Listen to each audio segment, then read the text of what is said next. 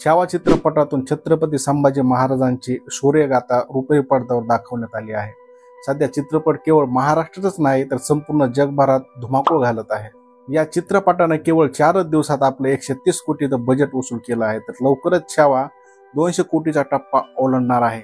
छावानं release होताच अनेक दिग्गजांच्या चित्रपटाचं रेकॉर्ड मोडीत काढलं आहे। छावामध्ये छत्रपती शंभूराजाचं बलिदान, त्यांचे शौर्य, पराक्रम आणि त्यांचा त्याग दाखवण्यात आलेला आहे।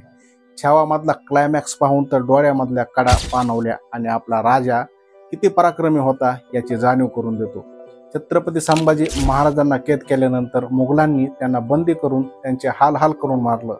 औरंगजेबानं छत्रपती संभाजी महाराजांची निर्घृण हत्या केली, तर दुसरीकडे संभाजी महाराजांना कैद केल्याची बातमी रायगडवर जाताच संभाजी महाराजांच्या पत्नी महाराणी येसूबाईंनी राजारामांना छत्रपतींच्या गादीवर बसवलं आणि मराठ्यांचे छत्रपती म्हणून घोषित केलं।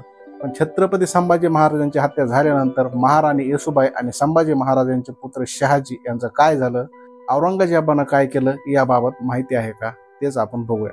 छत्रपती संभाजी महाराजांची हत्या झाल्यानंतर औरंगजेबानं मराठी साम्राज्याविरोधात मोठी खेळी रचली। औरंगजेबाचं एकच स्वप्न होतं, ते म्हणजे मराठा साम्राज्याचा अंत।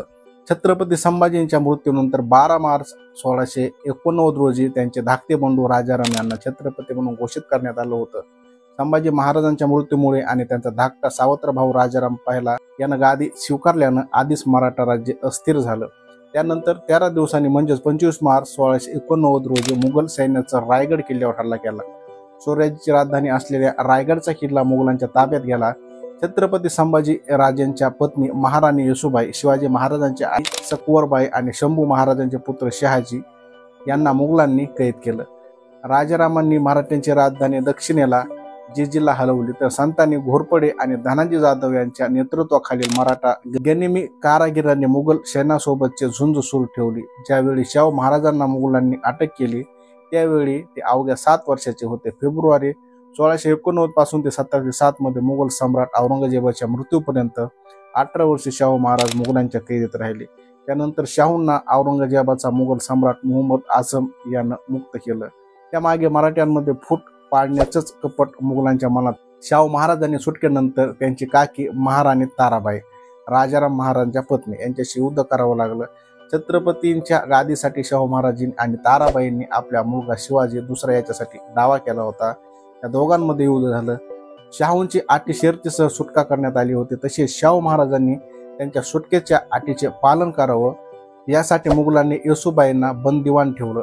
1719 मध्ये शाहू आणि पेशवे बाळाजी विश्वनाथ यांच्या नेतृत्वामध्ये मराठे बळकट झाले, तेव्हा येसूबाईंनी सुटका करण्यात आली। दरम्यान मधल्या काळात बऱ्याच घडामोडीनंतर मराठा साम्राज्याचे सूत्र पेशव्यांच्या हाती गेली।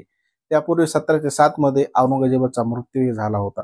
तर अशा प्रकारे आपण त्यांची एक छोटी शॉर्टमध्ये त्यांची माहिती सांगितलेली आहे। यावर आपला मोठा व्हिडिओ जर बनवायचा असेल तर कमेंट करून सांगा, यावर मोठा आपण व्हिडिओ बनवू, कारण शॉर्ट माहिती तुम्हाला माहिती असावी म्हणून एक शॉर्ट माहिती सांगितलेली आहे।